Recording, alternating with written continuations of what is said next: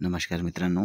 तर मित्रांनो, आजच्या व्हिडिओमध्ये आपण जी राज्यसेवा 2025ची जाहिरात आलेली आहे, या जाहिरातीमध्ये कोणकोणते पदं आहेत, ही भरती प्रक्रिया कशा पद्धतीनं आहे, त्यामध्ये पात्रता किती, त्यामध्ये आपल्याला अर्ज करण्याचा आणि शेवटचा अर्ज करण्याचा कालावधी किती आहे, परीक्षेचे टप्पे किती आहेत आणि कॅटेगरी वाईज विविध कॅटेगरीतील व्यक्तींना किती पदे या ठिकाणी सोडण्यात आलेली आहे किंवा आरक्षणाने किती पदे भरण्यात येणार आहेत, या व्हिडिओमध्ये आपण संपूर्णरित्या माहिती घेणार आहोत. तत्पूर्वी मित्रांनो, व्हिडिओ जर नवीन असाल, व्हिडिओला लाईक करा आणि चॅनलला नक्की सबस्क्राईब करा. तर मित्रांनो, तुम्ही पाहू शकता की राज्यसेवा 2025ची जाहिरात आज या ठिकाणी प्रसिद्ध करण्यात आलेली आहे. त्यामध्ये तुम्ही महाराष्ट्र शासनाच्या विविध विभागांतर्गत खाली संवर्गातील अर्थातच 385 जे पदांची भरती प्रक्रिया या ठिकाणी प्राप्त झालेली आहे किंवा या ठिकाणी भरण्यासाठी जाहिरात निघालेली आहे. तर ही जाहिरात जी आहे दिनांक 28 सप्टेंबर 2025 रोजी महाराष्ट्रातील एकूण 37 केंद्रावर ही परीक्षा घेण्यात येणार आहे. तर या ठिकाणी तारीखसुद्धा सांगलेली आहे की राज्यपत्रिका नागरी सेवा राज्यपत्रिका संयुक्त पूर्व परीक्षा दिनांक 28 सप्टेंबर 2025 रोजी महाराष्ट्रातील 37 केंद्रावर घेण्यात येणार आहे. यामध्ये तुम्हाला जर एकूण संवर्ग पाहिले आणि या ठिकाणी 3 विभाग आहेत मित्रांनो: सामान्य प्रशासन, महसूल, वन विभाग, सार्वजनिक बांधकाम संवर्ग, राज्यसेवा, महाराष्ट्र वन सेवा, महाराष्ट्र स्थापत्य अभियांत्रिकी सेवा. या ठिकाणी तुम्ही राज्यसेवेमध्ये जर पाहिलं तर एकूण जे आहे 127 पदे रिक्त आहेत. महाराष्ट्र वनसेवामध्ये पाहिले तर 144 पदं रिक्त आहेत आणि महाराष्ट्र स्थापत्य अभियांत्रिकी सेवामध्ये पाहिलं तर 114. या ठिकाणी असे तिन्ही जर पदं या ठिकाणी बेरीज केली आपण तर एकूण 385 या ठिकाणी संवर्गपदे भरण्यात येणार आहेत. या ठिकाणी तुम्ही पाहू शकता आणखी अर्ज सादर करण्याची प्रक्रिया कालावधी काय असणार आहे, तर दिनांक 28 मार्च 2025 पासून अर्ज भरण्याचा कालावधी सुरू होत आहे आणि दिनांक 17 एप्रिल 2025 रोजी या ठिकाणी समाप्त होणार आहे. अर्थातच आपल्याला मित्रांनो 19-20 दिवसाचा कालावधी या ठिकाणी दिलेला आहे. या ठिकाणी तुम्ही ऑनलाईन पद्धतीने परीक्षा शुल्क भरण्याचा अंतिम दिनांक 17 एप्रिल असणार आहे. भारतीय स्टेट बँकेमध्ये चलनाद्वारे परीक्षा शुल्क भरण्याचा जो दिनांक आहे ते 19 एप्रिल आहे आणि चलनाद्वारे परीक्षा शुल्क भरण्याचा अंतिम दिनांक या ठिकाणी 21 एप्रिल आहे. अशा पद्धतीनं सर्व तुम्हाला सुद्धा ही जाहिरात वाचायची आहे मित्रांनो. आणि पदसंख्या व आरक्षण संदर्भात सर्वसाधारण या ठिकाणी जी तरतुदी आहेत हे तुम्हाला सुद्धा बारकाईनं वाचायची आहेत. एवढं बारकाईनं मित्रांनो सांगण्याची तुम्हाला काही गरज नाही, पण आपण या ठिकाणी मेन या ठिकाणी गोष्टी ज्या आहे घेणार आहोत. या ठिकाणी मग समांतर आरक्षण असेल, खेळाडू आरक्षण असेल, दिव्यांग आरक्षण असेल, यांना विविध पदाच्या रिक्त पदाच्या अनुषंगाने या ठिकाणी त्यांचे पदे या ठिकाणी भरण्यात येत असतात. तर तुम्हाला अनाथ आरक्षण असेल, या ठिकाणी आपण पात्रता या ठिकाणी पाहू तो भारतीय नागरिकत्व असणं गरजेचं आहे आणि वयोमर्यादा गणण्याचा दिनांक ज्या 1 जुलै 2025 असा पाहिजे आहे.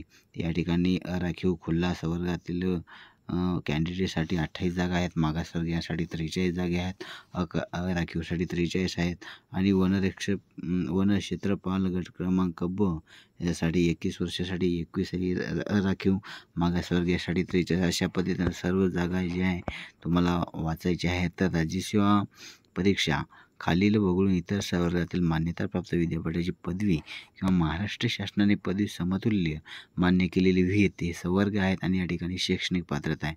तर या ठिकाणी संवर्ग तुम्ही पाहू शकता: सहाय्यक प्रादेशिक परिवहन अधिकारी.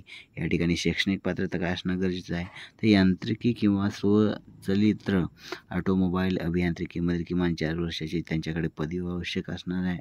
मुख्य परीक्षेचा अर्ज सादर करण्याच्या शेवटच्या तारखेला गिअर्स, हलकी मोटार वाहने आणि परिवहन वाहने, अवजड मालवाहू वाहने व अवजड प्रवासी वाहने यासह मोटारसायकल चालवण्यासाठी प्राधान्यकृत करणाऱ्या सक्षम प्राधिकरणाने दिलेले वाहन चालवण्याचे वैध लायसन आवश्यक आहे. या ठिकाणी मुख्य परीक्षेचा अर्ज सादर करण्याच्या शेवटच्या तारखेला अवजड मालवाहू वाहने किंवा यथाशक्ती अवजड प्रवासी वाहने अथवा अवजड मालवाहू वाहने, अवजड प्रवासी वाहने दोन्ही वाहने चालवण्याचा वैध लायसन धारक करीत नसेल तर परीक्षा कालावधी पूर्ण होण्यासाठी असे वाहन चालवण्याचे लायसन प्राप्त त्याच्याकडे अनिवार्य असणार आहे आणि खंड न पडता वाहन चालवण्याच्या लायसन्सचे वेळोवेळी नूतनीकरण या ठिकाणी करणं आवश्यक असणार आहे.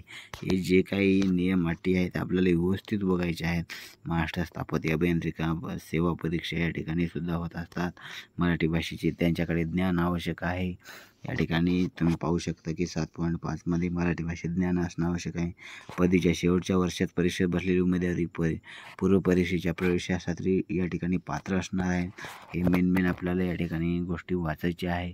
आणि या ठिकाणी जे आहे शारीरिक मोजमाप या ठिकाणी अर्हता पाहिली तर तुम्ही पाहू शकता. या ठिकाणी मुख्य बाब म्हणजे पदाचे नाव आहे सहाय्यक प्रादेशिक परिवहन अधिकारी. पुरुषासाठी 163 सेंटीमीटर उंची आवश्यक आहे. छाती 79 सेंटीमीटर ते 5 सेंटीमीटर वाढली आवश्यक आहे. अर्थातच 79 + 5 = 84 या ठिकाणी होणार आहे. त्यानंतर चांगली दृष्टी असणं गरजेचं आहे. चष्म्याशिवाय चांगली दृष्टी असणं गरजेचं आहे. महिलासाठी 155 हाईट पाहिजे. ते एक चष्म्यासह किंवा चष्म्याशिवाय चांगली दृष्टी आणि रंगहीन अंध नाही पाहिजे अशा पद्धतीने सांगण्यात येत आहे. उपअधीक्षक राज्य उत्पादन शुल्कासाठी 165 उंची पुरुषासाठी, महिलासाठी 155 उंची या ठिकाणी असणं गरजेचं आहे. या ठिकाणी तुम्ही आणखी जर पुढचं पद पाहिलं तर वनक्षेत्रपाल याच्यासाठी अनुसूचित जाती जमातील व्यक्तीसाठी 163 आणि महिलांसाठी 150 सेंटीमीटर उंची असणं आवश्यक आहे. या ठिकाणी नंतर पाहिलं आपण परीक्षेचे टप्पे कशा पद्धतीने आहेत. तर परीक्षेचे टप्पे मित्रांनो या ठिकाणी राज्यसेवा परीक्षा असेल. ही मुख्य परीक्षा 1750 मार्काची असते आणि मुलाखत जी आहे 1775. महाराष्ट्र स्थापत्य अभियांत्रिकी सेवा परीक्षा जी आहे 400 मार्काची असते. मुख्य परीक्षा मुलाखत 50 मार्काची. या ठिकाणी महाराष्ट्र वनसेवा परीक्षा आहे 400 मार्काची मुख्य असते. मुलाखत 50 मार्काची. अशा पद्धतीनं टप्पे जे आहे संयुक्त पूर्व परीक्षा व स्वतंत्र मुख्य परीक्षा दोन्ही पद्धतीनं या ठिकाणी घेतलेल्या जातात. पूर्व परीक्षेकरिता अर्ज करण्याची पद्धत कशा पद्धतीने आहे हे आपण थोडक्यात पाहिलेलं आहे. या ठिकाणी प्रमाणपत्र जे आहे PDF आपल्याला ऑनलाईन पद्धतीनं अपलोड करायचं आहे. जिल्हा केंद्र निवड. तर जिल्हा केंद्र निवड करताना मित्रांनो एक अर्ज सादर करताना जिल्हा केंद्राची निवड करणे आवश्यक आहे. व्यवस्थित आपल्याला जिल्हा निवड करताना व्यवस्थित आपल्याला काळजी घ्यायची आहे. परीक्षा शुल्क काय असणार आहे पाहू. तर परीक्षा शुल्क जे आहे अमागासाठी 544 आणि जे मागासवर्गीय आर्थिक दुर्बल घटक आहेत त्यांच्यासाठी 344 रुपये या ठिकाणी पेड करावं लागणार आहे. याच्यासुद्धा तुम्ही ऑनलाईन पद्धतीनं सुद्धा पेड करू शकता. मुख्य परीक्षेचा प्रवेश या ठिकाणी दिलेला आहे. अशा पद्धतीनं थोडक्यात मित्रांनो ही राज्यसेवा 2025 या ठिकाणी जाहिरात होती. तुम्ही पाहू शकता की उपसचिव जाहिरात महाराष्ट्र लोकसेवा आयोगामार्फत यांनी 18 मार्च 2025 आजच ही जाहिरात प्रसिद्ध करण्यात आलेली आहे. आणि आय होप की तुम्हाला मित्रांनो सर्व या ठिकाणी माहिती समजलीच असेल. तर तुम्ही थोडक्यात पाहू शकता की राज्यसेवा परीक्षेसाठी 127 जे पदं आहेत त्यामध्ये अनुसूचित जातीला 18 पदे आहेत. अनुसूचित जमातीला 8 पदे आहेत. इतक्या जमातीला 3 पदे आहेत.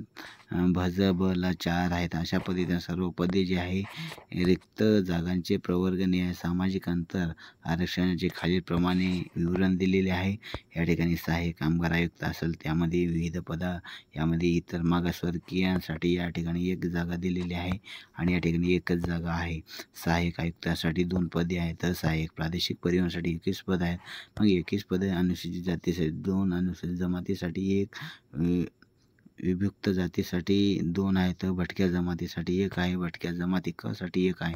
अशा पद्धतीने विविध आपल्याला जी मूळ जाहिरात आहे या ठिकाणी मित्रांनो आपल्याला रीड करायची आहे आणि त्यानंतरच आपल्याला फॉर्म भरायचा आहे. महाराष्ट्र वनसेवा परीक्षेसाठी 144 पदे या ठिकाणी आहेत. त्यामध्ये अनुसूचित जातीसाठी 14, अनुसूचित जमातीसाठी 6,